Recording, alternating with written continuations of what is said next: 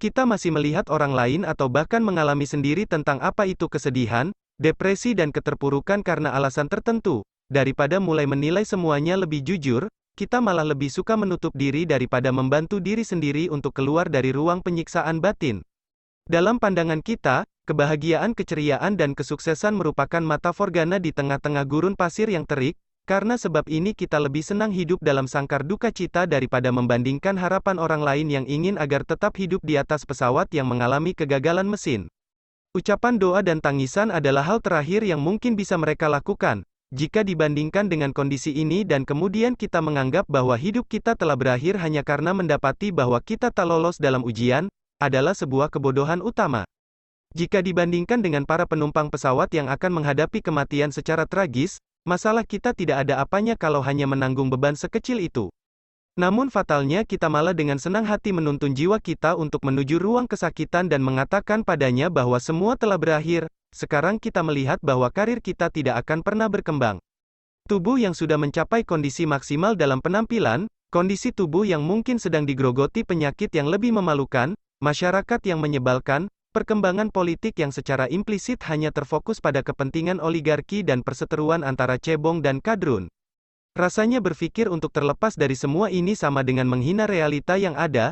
Naluri dan pikiran kita secara rasional memilih gambaran masa depan yang mengerikan dan menyedihkan.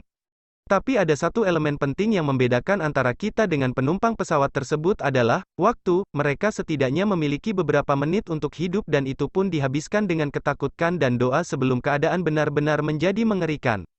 Benar, kita juga akan jatuh menuju jurang tanpa dasar yang gelap, tetapi dengan waktu yang lebih panjang memungkinkan kita untuk menyempatkan diri agar bisa setidaknya memegang batang ranting yang ada.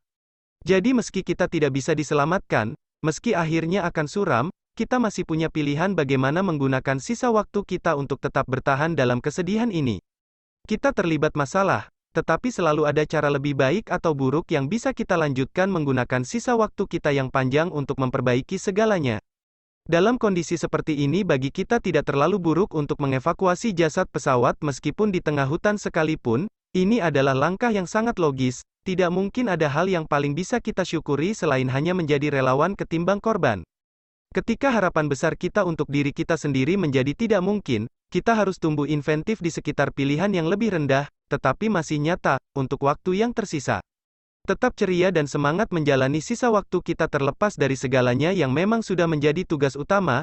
Kita masih belum bisa benar-benar membayangkan bagaimana mengerikannya kegagalan mesin di atas awan. Instruksi dari seorang pramugari untuk agar terus berdoa. Wajah ketakutan dari kursi sebelah dan suara teriakan juga tangisan dari depan maupun kursi belakang akan semakin membuat keadaan sangat mencekam. Tentu saja hidup kita memang tidak sedang berjalan sesuai harapan dan jika dibiarkan tetap berpotensi untuk menjadi bencana besar, tetapi kita mungkin menemukan bahwa kita mulai menikmati diri kita sendiri sebesar apapun masalahnya karena kita masih memiliki waktu untuk memperbaiki segalanya. Kepercayaan ini yang benar-benar kita perlukan. Bagaimana kita memilih jalan lain dalam menyelesaikan masalah dan pikiran cerdik kita yang selalu memberi pilihan terbaik untuk kita.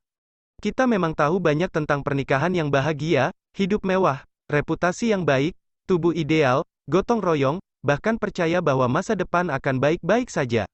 Tetapi untuk bertanya pada diri sendiri, apa yang tersisa ketika banyak dari ini tidak lagi tersedia untuk kita, ketika cinta akan selalu rumit, politik dikompromikan atau bahkan tak ada lagi yang tersisa untuk diimpikan pada masa depan.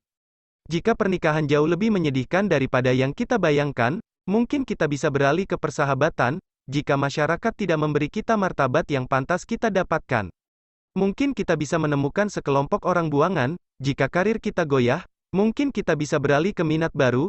Jika kemajuan politik ternyata sebatas janji dan beritanya selalu suram, mungkin kita bisa mulai untuk hidup menjauh dari agenda politik suram tersebut. Kita mungkin bisa menyebutnya sebagai rencana B atau cadangan. Berkat kesedihan yang menghampiri kita jadi paham ada banyak prioritas yang bisa kita pilih dari tragedi yang mungkin telah menghentikan perjalanan kita.